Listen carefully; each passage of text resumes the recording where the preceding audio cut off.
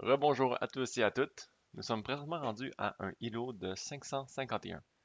Donc, encore une fois, j'essaie de rendre ce compte-là à un îlot de 1500 en faisant des games de 10 minutes et en expliquant mes pensées, mon processus de réflexion. Sans plus tarder, on va commencer une partie. Et nous jouons contre un 527 Ad Kelino. On va mettre ça en grand écran. Ok, donc, E4. Moi, j'aime ça jouer la carocane, donc c'est ça qu'on va faire. On va commencer avec C6. L'idée de la défense carocane est de venir supporter notre coup D5 avec le pion en C6. Donc, il joue cavalier F3, on continue notre plan, on joue D5. S'il capture, on recapture. Ok, donc déjà là, ça c'est pas un coup théorique que je vois souvent, mais ok. Donc là, le cavalier, là, il est très vulnérable, on va dire. Euh, Ça laisse le pion sans défense, premièrement. Deuxièmement, je pourrais jouer un coup comme Dame C7, attaquer son cavalier. Mais je vais commencer tout simplement par capturer le pion.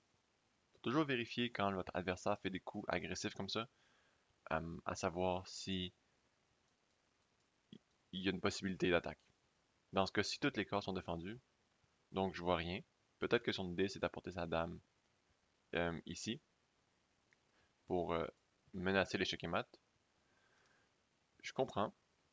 Euh, donc si on prend, il vient ici. Je serais peut-être mieux de commencer dans ce cas-ci par cavalier F6. Je vais faire ça. Juste pour enlever le dommage possible. C'est sûr que j'aurais pu jouer G6, puis Fianchetto m'en fout. Mais bon. Ok. Donc là, je vais juste capturer. Mais est-ce que je capture avec mon pion? Mon cavalier est sur une bonne case, donc oui. Je vais capturer avec le pion.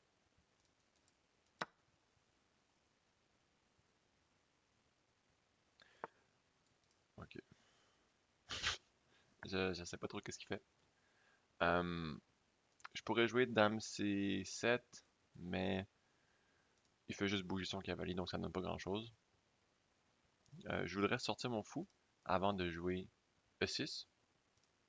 Donc mon fou, je pourrais le mettre pas ici parce qu'il est attaqué deux fois. Donc je vais le mettre ici, ouais, en F5. Pour l'instant, il est bloqué par le pion, mais ça ne sera pas un problème plus tard.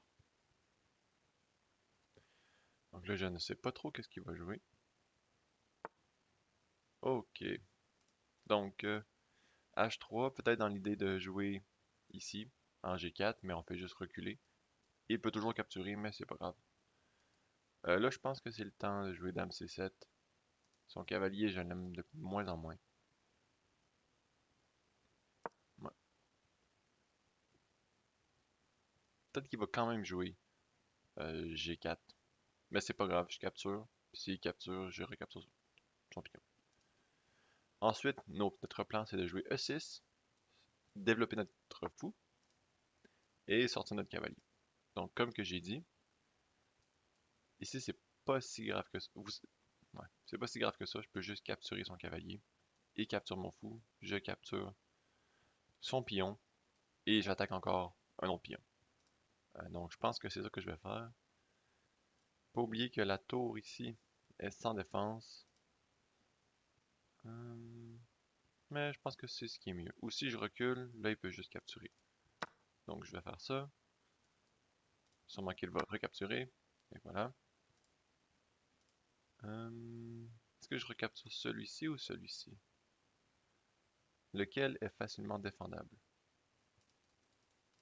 Il ne peut pas défendre ce pion-ci. Est-ce qu'il peut défendre ce pion-ci? Il peut défendre ce pion-ci. Donc je pense que je préfère capturer ce pion-là. Parce que lui ici va rester sans défense. Quoique ce pion-là ne va presque nulle part, parce que ça ici ne défend pas. Et ça ici, je peux en passant. Donc peut-être que ce serait mieux de seulement développer mes pièces.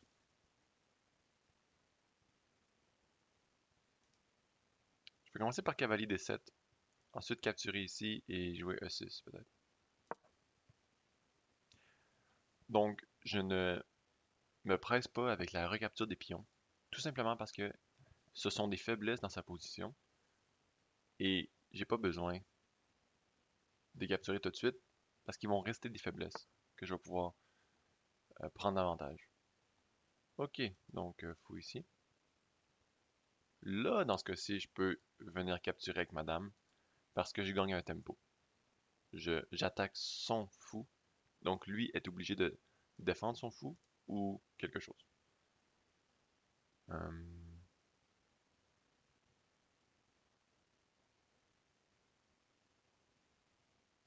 Où je viens avec mon cavalier. Non, je vais garder ça très simple. Je vais capturer avec madame. Pas de complications. À ce niveau-là, faut pas trop se poser de questions. Si vous pouvez gagner une pièce, habituellement c'est bon. Et voilà, donc là il défend. Euh, Sa tour est sans défense. Il peut toujours la défendre avec un coup comme cavalier C3. Donc qu'est-ce que je fais? C'est des tentations qu'il faut résister selon moi. De jouer par exemple Dame D4 dans l'idée que oh, on gagne sa tour. Alors que non. Il défend. Et c'est tout. Vous avez perdu un coup dans le fond. Donc je pense que je vais aller capturer un autre pion pour préparer ensuite euh, mon avancée en E6. Ou je joue cavalier E5, capturer.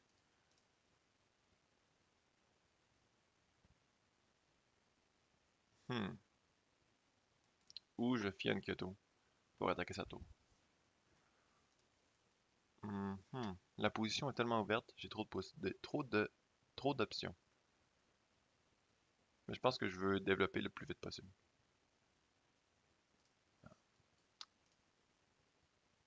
D'accord, je vais y aller ici. Cavalier A5, parce qu'ici j'ai deux échecs possibles. J'ai l'impression que si on veut réussir notre attaque envers son roi, on doit amener le plus de pièces possible vers le roi. Donc tranquillement, pas vite, je vais amener mes pièces vers son roi. Ici, je pourrais même roquer long, avoir une tour sur la longue diagonale. Euh, ok, donc ça, cette fourchette-là ne fonctionne pas parce que j'ai un échec intermédiaire. Euh, donc là, ici, l'échec ne fonctionne pas parce qu'il recapture. Il y a deux attaquants. Ici, l'échec fonctionne. Donc, par exemple, échec, roi E2, je peux venir capturer avec le pion, avec le cavalier. Même pas obligé de cavalier, ça peut être la dame. Donc, ou je pourrais roquer, mais là, dans ce cas-ci, ça attaque mal. Ça attaque mal. Donc, je m'attendais à ça. Donc là, ici, si je capture avec ma dame, il peut recapturer et faire un échange de dames. C'est pas exactement ce que je veux. Donc je vais retourner avec mon cavalier. Parce que mes pièces sont beaucoup plus actives que les siennes. Donc un échange de pièces n'est pas en ma faveur. En ma faveur. Donc je veux éviter d'échanger les pièces. Parfait. Maintenant, je pense que je vais reculer long. Parce que aussitôt que je bouge mon cavalier, je vais avoir une attaque contre la dame. Ça s'appelle une attaque à découvert. Donc je rock. Et là, comme vous pouvez voir, si je remets mon cavalier en F3, échec, il est obligé de bouger son roi. Ok, bon, ça. Ok. Euh, je vais tout simplement donner un échec. Ensuite, B4. Ça ne marche pas super. Peut-être si je viens ici, en F5. Je pense que c'est ça que je vais faire.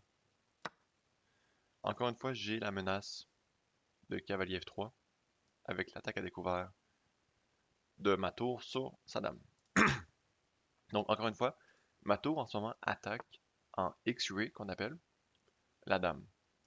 Ça veut dire que si mon cavalier n'était pas dans le chemin, ma tour pourrait capturer la dame. Donc, en bougeant une pièce, on fait une attaque à découvert. Et dans ce cas-ci, l'attaque à découvert est vraiment forte parce que c'est un échec. Donc ça force mon adversaire à bouger son roi. Comme vous pouvez voir ici, échec. Maintenant, il a deux options, bouger son roi ou sacrifier sa dame. S'il bouge son roi, moi je gagne sa dame. C'est ça la puissance des attaques à découvert. Et voilà, je gagne sa dame. On garde ça très simple. Je gagne la dame. Ensuite, je vais vouloir développer mon fou. Ah, ok.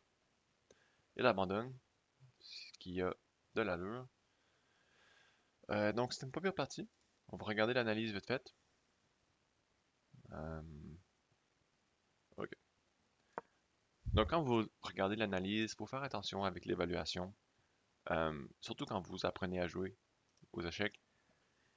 Si vous n'êtes pas des professionnels, que l'analyse change de pointage dans les plus ou moins 0.5, ça veut vraiment rien dire.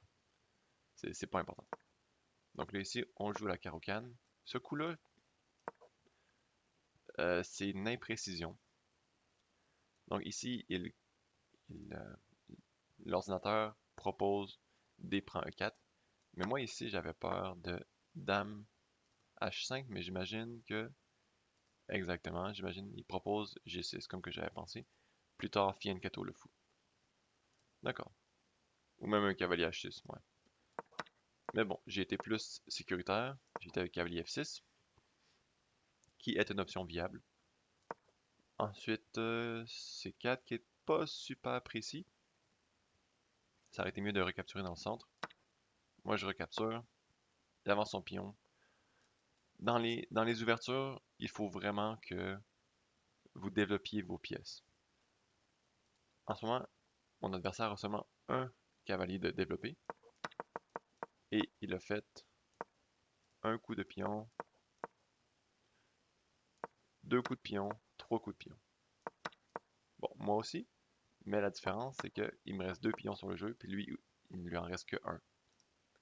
Et aussi, un autre concept d'ouverture très important, c'est de ne pas bouger la même pièce deux fois. Comme que les blancs ici ont fait. Il a bougé son cavalier deux fois, donc c'est habituellement pas bon pour vous. Ok. Ouais, ok. Donc ici, il conseillait Dame D4, fourchette, le cavalier et le pion. C'était un bon coup, j'avais pas vu. Je préférais juste développer mes pièces.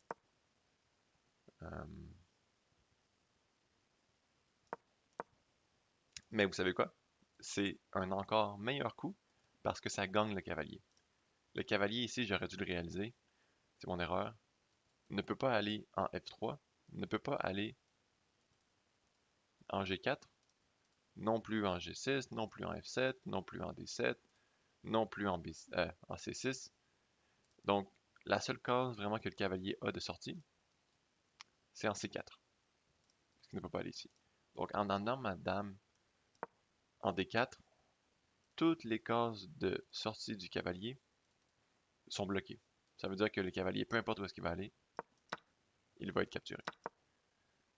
Donc, c'est un coup qui m'aurait permis de gagner une pièce que j'ai pas vue malheureusement. Mais c'est pas grave. Ça arrive à tout le monde. Donc là, ici, dame prend. Donc là, vous voyez, moi j'ai trois pièces à développer. Lui, il n'en a qu'une seule. Donc c'est pour ça qu'il faut vraiment mettre de l'avant le développement de nos pièces dans l'ouverture. Échec, le roi bouge, je recapture, je rock en préparant mon attaque. Je me tasse de l'attaque, aussi simple que ça. Et un échec à découvert. Tour prend, tour prend D1 et c'est fini. Donc là, vous voyez que l'analyse est moins 15 en ma faveur. Donc c'est vraiment une partie qui se serait gagnée facilement. Donc c'était très simple. Euh, Pas mal beaucoup de coups qui sont logiques à jouer dès l'ouverture. Juste développer nos pièces. Si on a des pièces gratuites à capturer, on peut les capturer. Très très simple. Donc, c'est une bonne partie. Merci de votre écoute et on se retrouve dans la prochaine vidéo où on va être rendu à un îlot de 580. Donc à la prochaine.